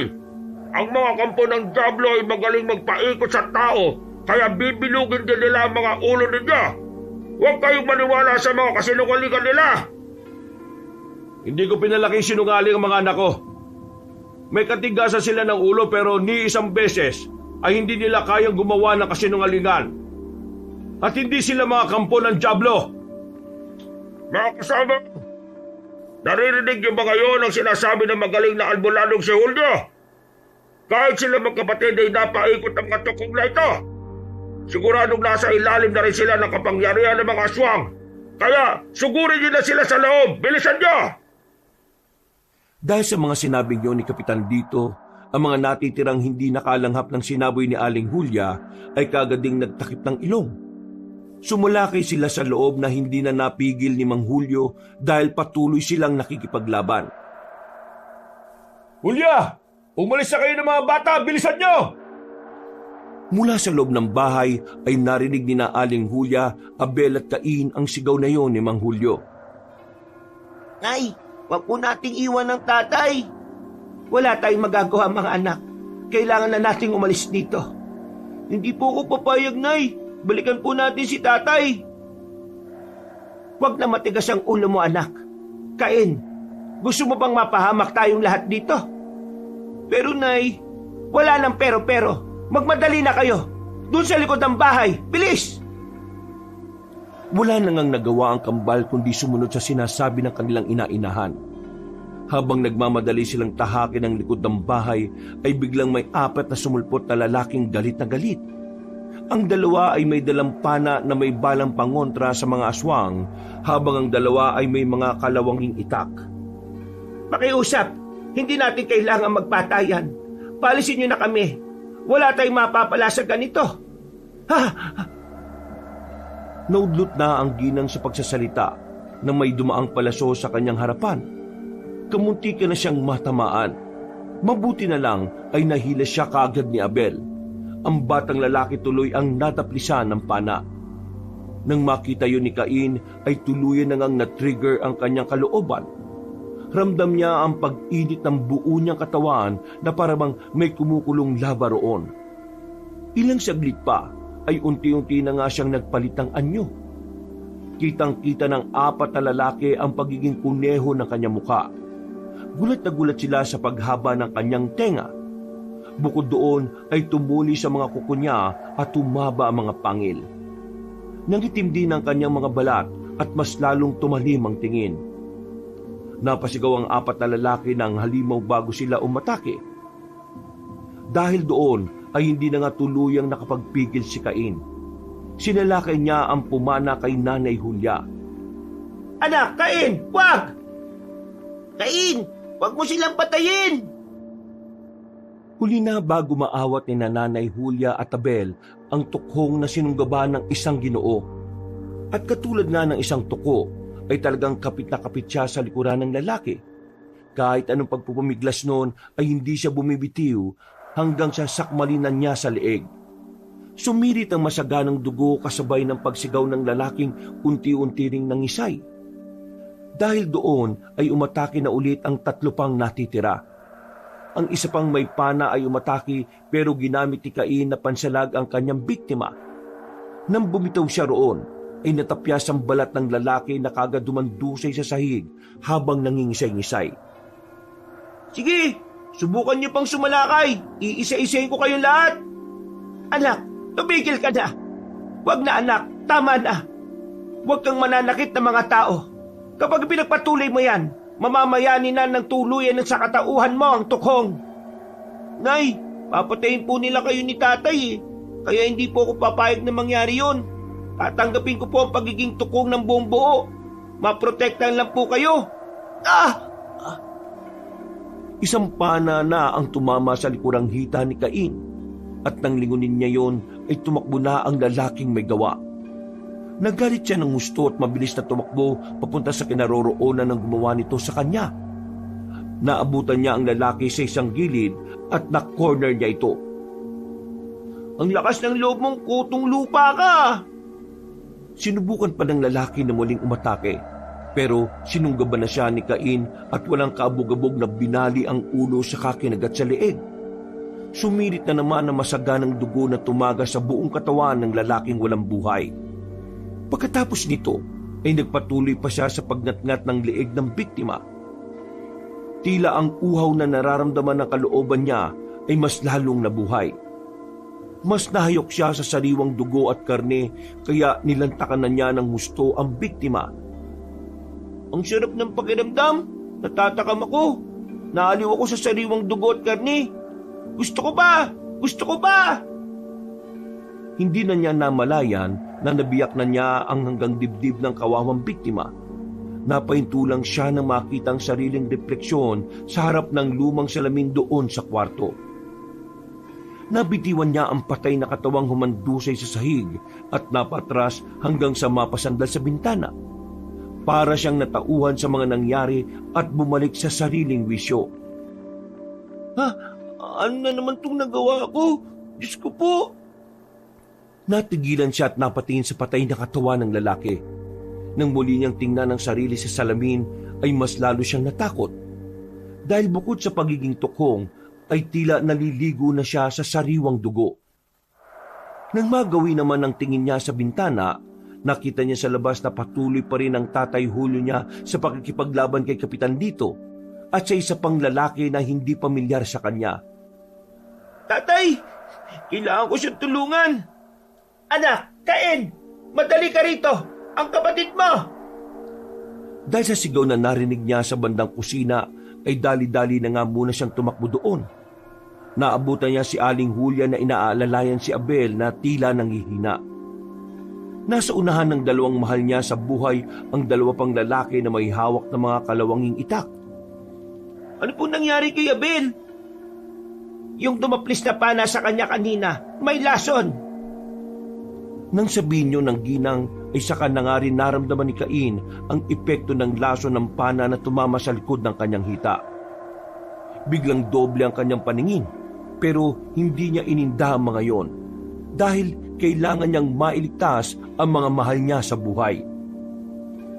Pakiusap, paalisin niyo na kami. Mamamatay dito ang anak ko. Mamamatay si Abel. Hindi nakinig ang dalawang lalaki. Umabante pa rin sila kaya pinilit naman ni Cain ang sarili na umatake. Nagawa niyang pabagsakin ng isang lalaki pero hindi na ang pangalawa. Nanghina na rin kasi siya kaya nagulat din si Aling Julia. Cain, ano nangyayari sa iyo? Natamaan din po ko, Nay. Ng pana. Tuluyan na rin bumagsak si Cain. Pero kumpara kay Abel na tila hinang-hinana, siya ay kaya pa naman makagalaw. Sinubukan niyang pigilan ng isang lalaki pero hindi na niya nagawa. Sumugod na yon sa kanila at sa pag-aakalang masisilo na siya ay biglang sumulpot naman si Mang Obet. Laking gulat nila mag-ina nang pukpukin ng Ginoo ang lalaking aatake sa kanila. Nawalan yun ng malay na humandusay sa sahig. Pagkatapos noon ay nagsabi nga ang Ginoo na umalis na sila. Nagpasalamat din yun dahil sa pagliligtas ni Cain kay Philip Pilay na anak ni Mang Obet. Ganun nga raw kasi ang sinabi ng anak ng Ginoo pero hindi niya may pagkalat dahil natatakot siyang baka saktan na naman ni Adan na isang buli ang anak. Maraming salamat po, Mang Obet. Maraming salamat, Mang Obet, dahil naniwala kang nagsasabi ng totoong anak ko. Na nagawa lang yun ni Cain dahil ipinagtanggol niya ang anak mo laban kay Adan. Hindi porke mga tukong sila masasama na sila. Pagkatango ni Mang Obet ay dali-daling lumabas ang mag-iina sa likod ng bahay. May ilan pang dumating pero hindi na nila nakita kung anong ginawa o dinahilan ni Mang Obet. Nagtuloy-tuloy na nga sila Aling Hulya at Cain habang parehong alalay si Abel na tuluyan ang nawalan ng malay. Paglagpas nila sa ilog ay tuluyan na rin ng hina ang maangas na tukong. Unti-unting bumalik sa anyong tao si Cain at biglang bumagsak kaya pare-pareho silang natumba. Anak, Cain!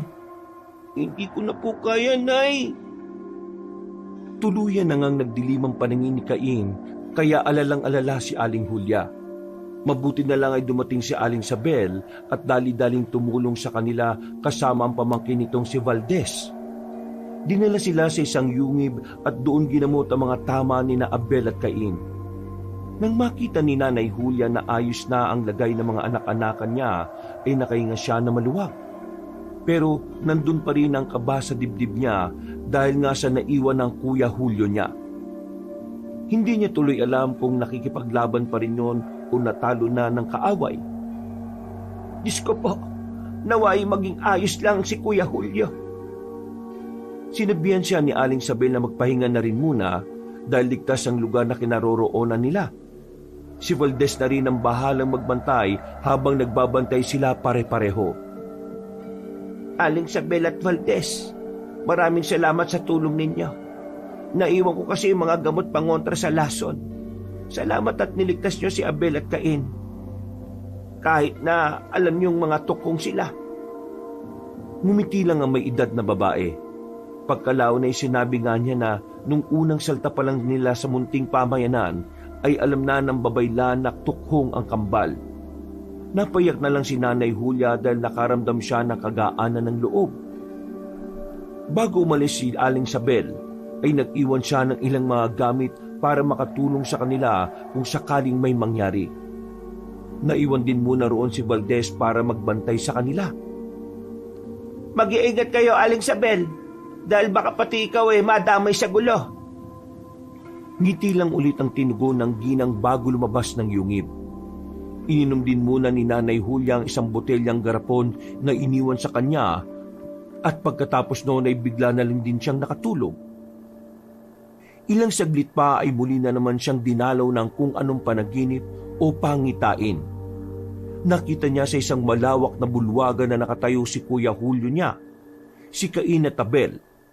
Kaharap ng tatlong lalaki ang mga taga-Badyo Kabalantian, nakitang-kita ang takot at paghuhusga sa mga mata. Bago nyo kami usigin, alalahanin nyo sana kung paano ko kayo tinulungan laban sa peseng na nanlanta sa mga pananim at mga alagang hayop nyo rito sa baryo. Bago nyo kami pag-isipan ng masama, alalahanin nyo sana kung paano kayo tinulungan ng kapatid kong si Hulya kapag nagkakasakit kayo. Hindi kami naniningil o nanghihingi sa inyo. Nagtatanim kami ng sarili namin para may makain kami at hindi kami namimirwisyo sa inyo. Ikaw, Kapitan, alalahanin mo sana na ginamot mismo ng kamay kong ito ang apo mong si Adan nung nangangailangan siya. Hindi kami mga masasamang nilalang. Katulad nyo rin kami, Adan. Mga bata lang din kami. At tulad din kami ni Philip na natatakot din kaya tigilan niyo na po sana ang pag-uusig sa amin. Opo, mga tuko kami. Mga aso na itinuturing niyong mapanganib at delikado. Halimaw man po kami sa inyong paningin o sa labas na kahanyuan, pero dito po sa kalooban namin, mga batang natatakot lang din po kami at naghahanap ng kalinga ng isang pamilya. Natagpuan po namin ang pagmamahal na iyon sa katauhan nila Nanay Hulya at Tatay Julio. Huwag niyo po silang usigin dahil lang sa amin. At huwag niyo rin kaming husgahan, kaagad at parusahan. Ang tunay na halimaw ay ang pusong hindi na kaya makakita ng kabutihan. At hindi yun ang mga anak namin sina Abel at Cain. Hindi nila pinili na maging tukhong. Kaya sinikap namin ang mga gamit nila ang katauhang yon, hindi para makapambiktima, kundi para tumulong sa mga mahihina. Dahil sa sinabing yon ni Mang Julio, ay tila naantig ang mga puso ng mga nakikinig na taga-baryo. Maya-maya lang ay isa-isa na ngang ibinaba ng mga taga-Kabalantian ang kanilang mga armas. Si Kapitan Lito, bagamat maigpit pa rin ang tingin, ay hindi na nakapagsalita. Ang ilan sa mga matatanda ay lumapit at yumukod para humingi ng tawad. Nangunan na nga si Mang Obet, Mang Tomas at Aling Rosario. Tinanggap na magkakapatid ang paghingi ng tawad ng mga taga-baryo at ikinatuwayo ni Aling Hulya habang nakatingin sa malayo. Naiyak si Cain at napaluhod pati ang kanyang kambal, sapagkat sa unang pagkakataon ay nakaramdam sila ng totoong kapayapaan ng puso. Pakitain ba ito, Panginoon? Kung ganun po magandang pakita ito kung totoong mangyayari. Pagdilat ng mga mata ay doon lang din napansin ni Aling Hulya na lumuluha na rin pala siya. Pagkapunas niya ng mukha ay napansin niya sa bukana ng yungib si Valdez na nakatayo pa rin.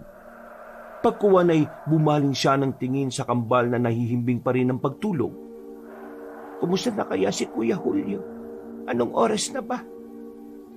Lumapit siya kay Valdez at doon na nga rin niya nakita na magbubukang liwayway na. Nagkausap pa sila ng binata patungkol sa ilang bagay at sinabi nga nun sa kanya na huwag mag-alala.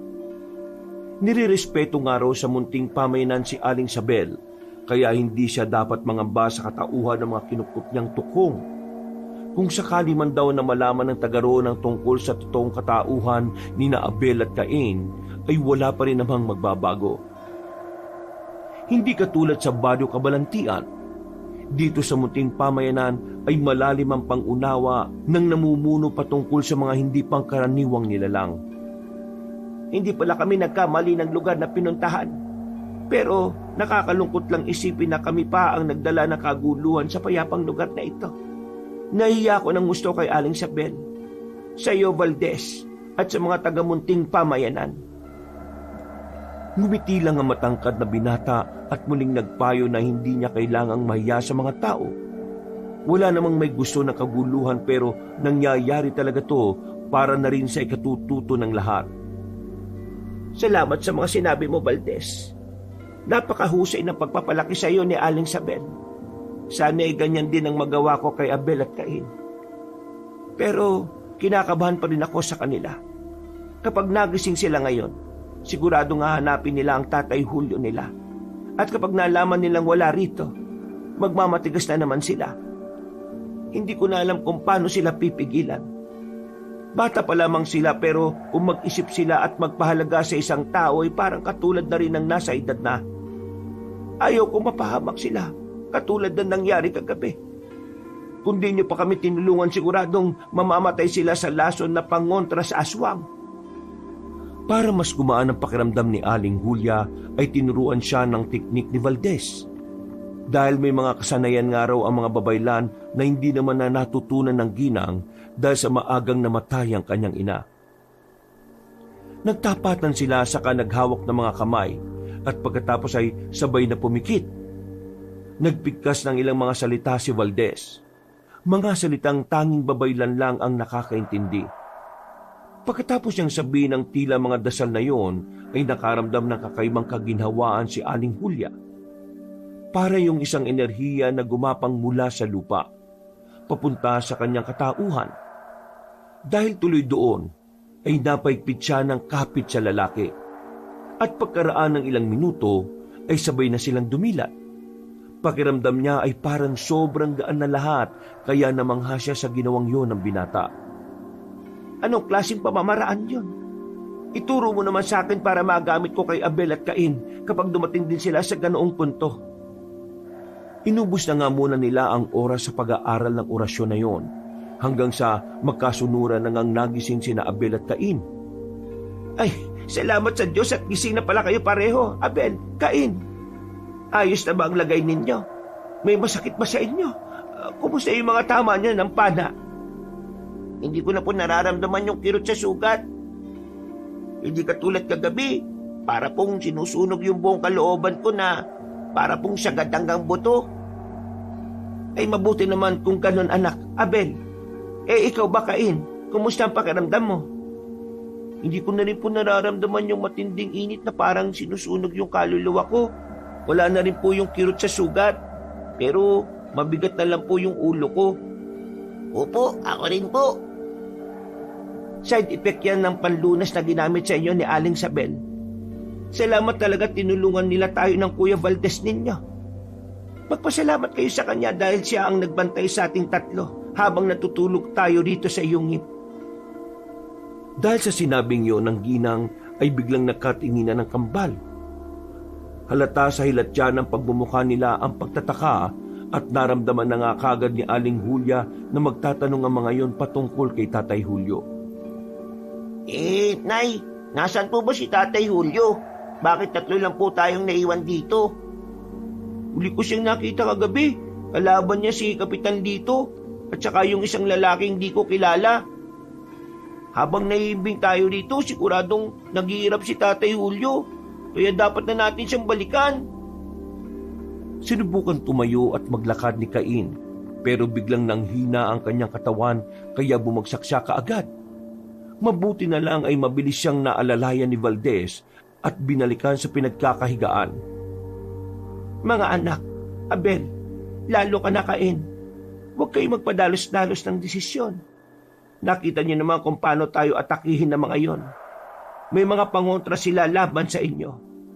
Kung aatake kayo roon ulit, paano na lang kung mas matinding pangontra na ang gamitin nila sa inyo?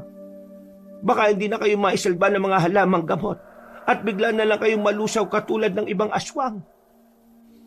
Wala po kong pakinay. Sinabi ko na po, di ba, kagabi, yayakapin ko na po ang pagiging tukhong ko para maprotektahan po kayo ni tatay. Kung nandito lang po ako nakaupo at nagpapahinga, paano ko po magagawa yun?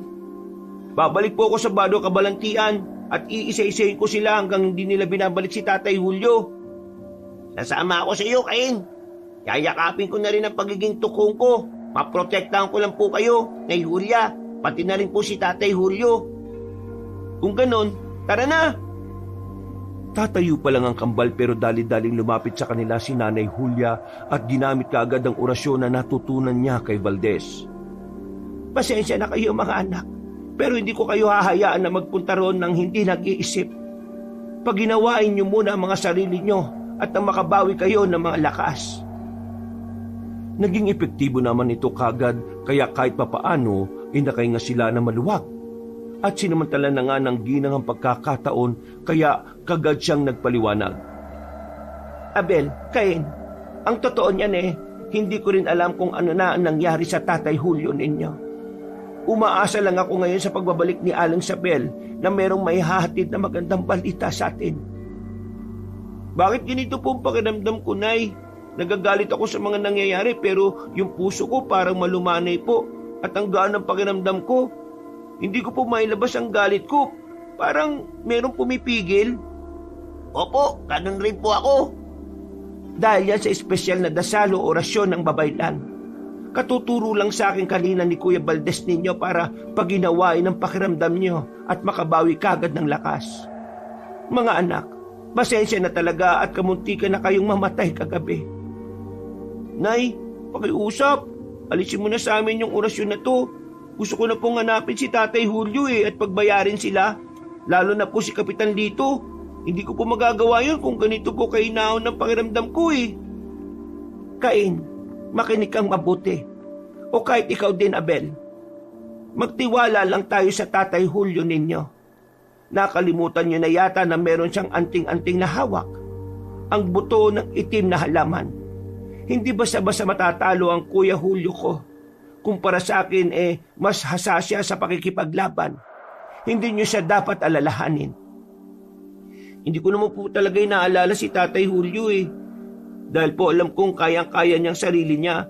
Pero po, si Kapitan Lito at yung lalaking mukhang kriminal, sigurado pong hindi sila gagawa na mabuti o lalaban ng patas Natatakot po ako na baka, ayaw ko po sanang sabihin pero baka patayin nila si tatay. Hindi ko po mapapatawad ng sarili ko kapag nangyari yun nang wala akong ginagawa. Makinig kayong mabuti. Hindi ko nakikita sa pangitain ko na mapapatay nila si Kuya Julio. Sa katunayan yan kabaliktaran ng nakita kong pangitain. Ipakikita ko sa inyo ang pangitain na yon. Lumapit na ang babaeng babaylan sa kanyang mga anak-anakan at kinuha ang tig-isang kamay ng mga yon. Inutusan niyang pumikit ang dalawa at nang masigurong nagawa na ang bilin niya, ay pumikit na rin siya. Kapangyarihang ipinagkatiwala sa akin ng mga ninunong babaylan. Humihingi ako ng katitig na lakas sa mga mabubuting elementong naririto sa yungib. Tulungan niyo nawa akong maipakita kay Abel at Cain ang pangitaing ipinagkaloob niyo sa akin. Sa isang iglap ay tila nabalot na matinding katahimikan ng paligid. Nanatili ang tatlo na makakahawak kamay habang si Valdez naman ay nakatingin lang sa kanila mula sa bukana ng yungib. Ilang saglit pa ay muling bumalik ang ingay ng paligid. At doon na nga isa-isang bumulusok sa isipan ni na Abel at Cain ang magandang pangitain na dumalaw kaninang madaling araw kay Aling Julia. Pagkabitiw ng mga kamay nila ay para pareho na silang naluluhan ng tahimik. Totoo po ba yun, Nay? Ni isang beses, Abel, hindi pa pumapalya ang pangitain ko. Nangyayari to kaya ngayon hindi na rin ako nangangamba talaga. Hindi pa rin po tayo dapat magpakampante. Mapapanatag lang po ko kapag nakita ko na si Tatay Julio. Kaya parang awa niyo na po, Nay. Puntahan na po natin siya. Natigil na ang usapan nila nang sumenya si Valdez at pagkatapos ay humahangos na dumating si Aling Sabel. Lumapit nga kaagad doon si Nanay Julia para itanong kung ano ang nangyari. Ayon sa matandang babaylan, ay natalo nga raw si Tatay Julio ni na Kapitan Lito at ng kasama nito na isa rin palang albularyo. Kinilala ang lalaki na si Catasio na gumagamit ng itim na kapangyarihan. Ipinamalita na nga rin daw sa buong munting pamayanan ang pagiging tukhong ng kambal. Pero sa kabutihang palad ay walang pumansin kay Kapitan Lito. Kaya dahil doon ay dinala nila si Mang Julio pabalik sa baryo ng Kabalantian at nag-iwan ng mensahe sa magkapatid na tukhong. Kung gusto pa raw nila nang makitang buhay ang kanilang tatay-tatayan, ay isuko nila ang kanilang sarili. Nang marinig yun ni na Abel at Cain, ay nabagabag nga sila pero hindi pa rin nila magawang makapagwala dahil nga sa orasyon ng babaylan na magpakalma ng kalooban. Kasama niya palang bayarang albularyo na yon. Hindi nakapagtataka kung bakit malakas ang loob ni Kapitan Lito na labanan at lusubin kami. Kaya rin pala may mga pangontra sila laban sa mga aswang. Dahil doon ay pinaalalahanan silang mag-ina ni Aling Sabel. Nakikita rin kasi ng ginang na kayang gawin ni Kapitan Lito ang mga babala niya. Dahil doon ay nag-isip nga sila ng mainam na gagawin bago bumalik sa baryo Kabalantian. Sa tulong na rin ni Aling Sabel at ng pamangkin nitong si Valdez, ay nakagawa sila ng mabisang plano.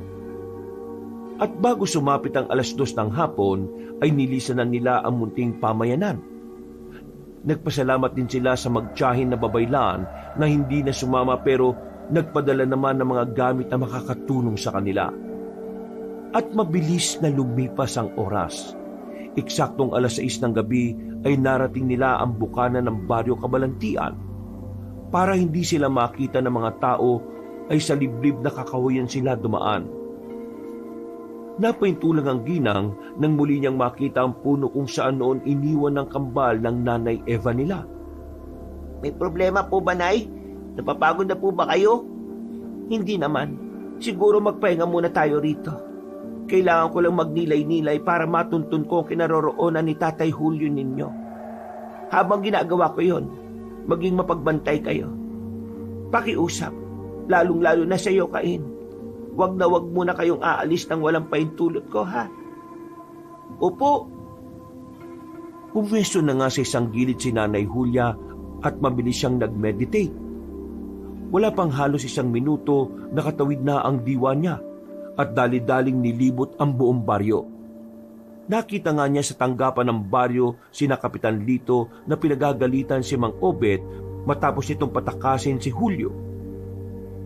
Pareho kayo ng anak mong pilay. Wala kayong silbi. Ang magbantay na nga lang ang gagawin mo pinatakas mo pa yung tao. Pinatakas niya si Kuya. Maraming salamat sa iyo, Obet.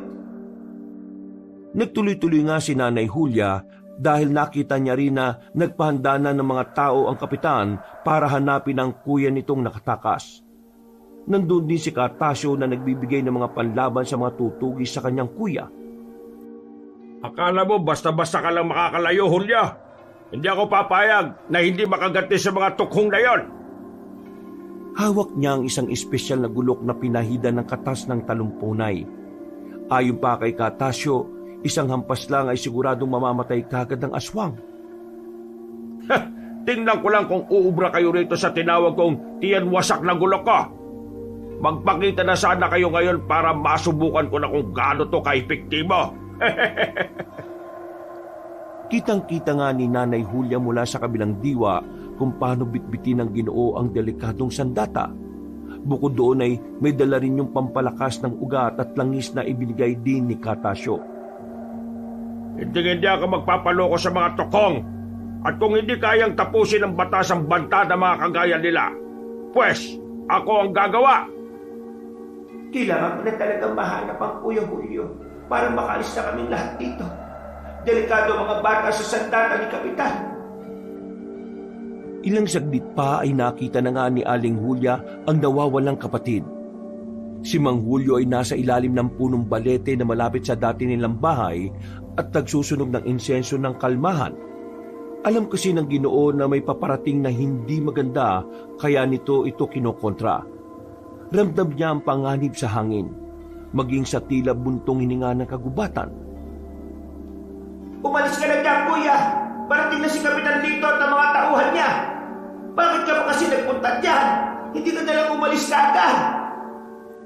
Napalingon sa gawin niya si Mang Julio na parang nakita siya kahit hindi naman. Pero tila dinig at ramdam ng Ginoo ang presensya ng nakababatang kapatid.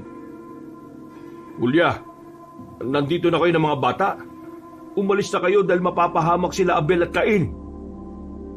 Bigla siyang tumayo bitbit ang lumang kahoy na tungkod. Kahit iika-ika ay sinikap niyang makalis sa lugar na yon, pero sumulpot na nga kagad ang grupo ni na Kapitan Lito. Dahil doon ay dali-daling bumalik si Aling Julia sa kanyang katauhan. Nagulat naman ang kambal pagkakitang tila nag-aalala ang mukha ng kanilang nanay-nanayan. Nay, nakita niyo po ba kung nasaan si Tatay Julio? Oo, nakatakas siya pero naabutan siya nila Kapitan Lito. Nay, sabihin niyo na po sa amin kung nasaan ang tatay. Makakatulong po kami sa kanya. Pero, delikado anak, may sandata silang makakapatay sa inyo. Mas gugustuhin ko na pong mamatay nang lumalaban para kay tatay. Kaysa po sa ganito, sabihin niyo na po. Dahil kahit hindi niyo po sabihin, aalis pa rin po ako dito at hahanapin sila. Dahil doon ay wala nang nagawa ang ginang kundi sabihin ang kinaroroonan ng Kuya Julio niya. Pero bago magpunta ang kambal doon ay pinaalalahanan muna sila ng ginang. Babalik ako sa dati nating bahay at kukuha ng iba pang panlaban. Yung mga binigay sa inyo ni Aling Sabel, gamitin nyo na kagad at inumin. Magmadali kayo't iligtas ang Tatay Julio niya. Makita na lang tayo ron mamaya. Pagkatango ng magkapatid, ay wala na silang sinayang na oras. Sabay na nga silang nag-anyong tukong at dali-daling tinungo ang kinaroroonan ni na Tatay Julio at Kapitan Lito. Naabutan nilang nagtutunggali na ang dalawa at talatang dihado ang kanilang tatay-tatayan dahil may mga galos na rin to sa katawan. Lumabas kagad sila para depensahan ng Ginoo. Samantalang natuwa naman ang kapitan nang makita sila. Nagpakita rin kayo sa wakas, mga tokong! Ha! Masusubukan ko na ang bangis itong ibinigay na sandata ni Katasyo. Umada ka na sa ginawa mo sa tatay ko. Matitikman mo ang galit ng isang tukong. Sige, sugod! Hindi ko na hayaan na sirain ang lahi ninyo kinabukasan ng baryo. Ikaw mismo ang sumira sa bari nyo. Mabilis na sumalakay ang galit na tukhong at hindi na yun napigil ni Mang Julio. Dahil na rin siya nanghihina na siya. Nagulat na nga lang din siya nang buhatin siya ni Abel at dalhin sa ligtas na lugar habang nagsasagupa sina Cain at Kapitan Lito. Anak, Abel, bakit pa kayo nagpunta rito? Siguradong papatayin kayo ng taong yan. Hindi po mangyayari yun, Tay. Aaminin ko po na natatakot din ako, pero may tiwala po ako sa pangitain ni Nanay Julia.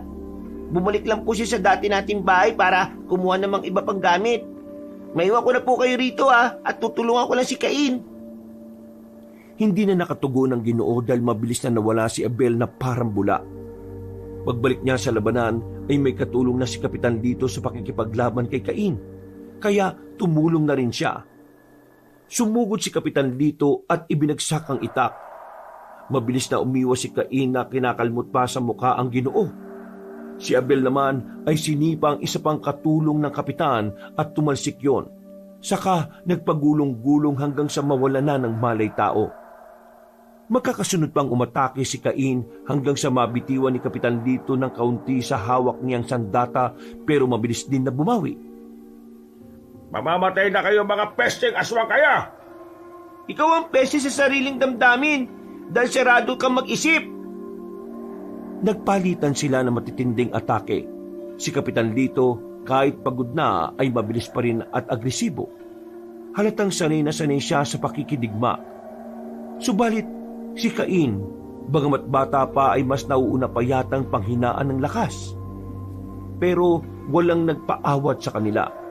Nagtuloy-tuloy ang laban hanggang sa dumating na ulit si Mang Julio, na sumandal sa gilid ng puno. Sa ngalan ng lupa, hangin, apoy at tubig, itigil ang kamangmangan, itigil ang pagdanak ng dugo. At sa iglap na iyon, ay isang malakas na alo ng enerhiya ang bumalot sa kanila. Ang paligid ay tila nayanig, dahilan din para mabitiwan ni Kapitan Lito ang kanyang itak na ibabato na sana niya sa batang tukhong. Napatingin sila sa pinagbulan ng enerhiya at nakita nila roon si Mang Julio na nakaupo na lang at hapong-hapo. Pumunta kaagad doon si Abel para alalayan ng ama-amahan habang si Cain ay nakatingin kay Kapitan na nangihina rin habang nakaluhod. Kita na ang panginginig ng kanyang mga kamay at sa isang iglap lang din ang kanyang alaala ay tila bumalik sa nakalipas kung saan ang apo niyang si Adan ay inaalagaan pa noon ni Aling Julia at ang panahon na ginagamot pa ni Mang Julio ang mga sugat noon. Bakit ba ito pumapasok sa alaala ko? Mga walang yan tukhong! Nang dumating kayo rito, nawala ng atensyon ng magkapatid sa apo ko at sa mga taga-baryo. Kaya dapat kayong mawala! Itigil na po natin to, Kapitan Lito. Sa puntong yun ay dumating na rin si Nanay Julia, Mang Obet, Mang Tomas, Aling Rosario, Adan, Philip at ang iba pang taga-baryo. Narinig kasi nila ang ingay ng mga sigawan kaya napalabas sila ng mga bahay para makiusyoso. Maya-maya pa ay unti-unti nang nagbalik sa taong anyo si Cain at ganoon din si Abel. Lumapit sila sa kinaroroonan ng kapitan na tila hindi na makatayo. Nang makita pa ng Ginoo ang mga tao ay mas lalo siyang naggalit at nagsisigaw. Bakit mga nakatayo lang kayong lahat yan? Ulihin niyo yung kambal na tukong! Mga salot sila! Papatayin nila ang lahat ng mga taga-baryo! Kumilos na kayo at gawin niyo na ang obligasyon ninyo sa baryong ito! Lo, tama na po. Hindi po kaaway at masama sila Abel at Cain. Sinaktan ka nila, Apo, at pwede rin nilang gawin yon sa iba. Nakita niya po kasi akong sinaktan si Philip at kinukutya. Nagawa niya po akong saktan dahil nanakit din po ako ng ibang tao. Kaya Lolo, hingi po ako ng tawad sa pagbubuli ko sa lahat ng mahihina kaysa sa akin. Nang marinig yun ng kambal ay napangiti sila, pero nanatili pa ring alisto sa paligid. Maya-maya pa ay maraang lumapit ang magkapatid na albularyo, samantalang umupo naman si Kapitan Lito sa damuhan at tahimik na napaluha. Bago niyo kami usigin, alalahanin niyo sana kung paano ko kayo tinulungan laban sa pesteng nanalanta sa mga pananim at mga alagang hayop niyo rito sa baryo. Bago niyo kami pag-isipan na masama, alalahanin niyo sana kung paano kayo tinulungan ng kapatid kong si Julia kapag nagkakasakit kayo. Hindi kami naniningil o nanghihingi sa inyo. Nagtatanim kami ng sarili namin para may makain kami at hindi kami maminirwisyo sa inyo. Ikaw, Kapitan Lito, alalahanin mo sana na ginamot mismo ng kamay kong ito ang apo mong si Adan noong nangangailangan siya. Hindi kami mga masasamang nilalang. Katulad nyo rin kami, Adan. Mga bata lang din kami.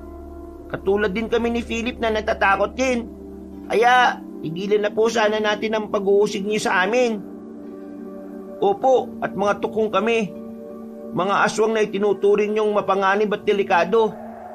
Alimaw man po kami sa inyong paningin o sa labas na kanyuhan, pero dito po sa kalooban namin, mga batang natatakot lang din po kami at naghahanap ng kalinga ng isang pamilya. Natagpuan po namin ang pagmamahal na yon sa katauhan ni Nanay Julia at Tatay Julio. Huwag niyo po silang usigin dahil lang sa amin. At huwag niyo rin po kaming husgahan kaagad o parusahan. Ang tunay na halimaw ay ang pusong hindi na kayang makakita ng kabutihan. At hindi yun ang mga anak namin na sina Abel at Cain. Hindi nila pinili na maging tukhong. Kaya sinikap namin na magamit nila ang katauhang yon, hindi para makapambiktima, kundi para tumulong sa mga mahihina. Dahil sa sinabing yun ni Tatay Julio ay naalala ulit ni Kapitan Lito ang pag-aalaga ng magkapatid na albularyo sa kanyang apo. Ang totoo pala kasi ay sumama ang loob niya dahil simula nang dumating ang kambal sa buhay ni na Aling Julia at Mang Julio ay tila na itsapwera na si Adan. Patawarin niyo ako! Patawarin niyo ako! Nakangiting tinanggap ni na Mang Julio, Aling Julia, Abel at Cain ang paghingi ng tawad ni Kapitan Lito. Natuwa ang lahat at ang dahil sa nangyaring yon ay parabang pinagpala ng gusto ang buong baryo ng Kabalantian. Sumagana ang kanilang mga pananim. Ang mga alagang hayop ay naging malusog at naging payapa sa buong lugar. Subalit dumating ang panahon na umalis na rin sina Abel at Cain para hanapin ang kanilang tunay na ina. At nangako silang babalik sa tamang panahon. Sa pagbabalik niyo rito, sinisiguro namin ni Kuya na meron na kaming nagawang gamot para makalaya kayo sa pagiging tukhong niyong dalawa. Mag-iingat kayo palagi, Abel at Cain. Mahal na mahal namin kayo ng Nanay Julia niyo. Huwag niyong pababayaan ang mga sarili ninyo. Sa huling pagkakataon ay nagyakapan ng apat na may ngiti sa labi at bilang isang tunay at masayang pamilyang nagkakaisa. Wakas.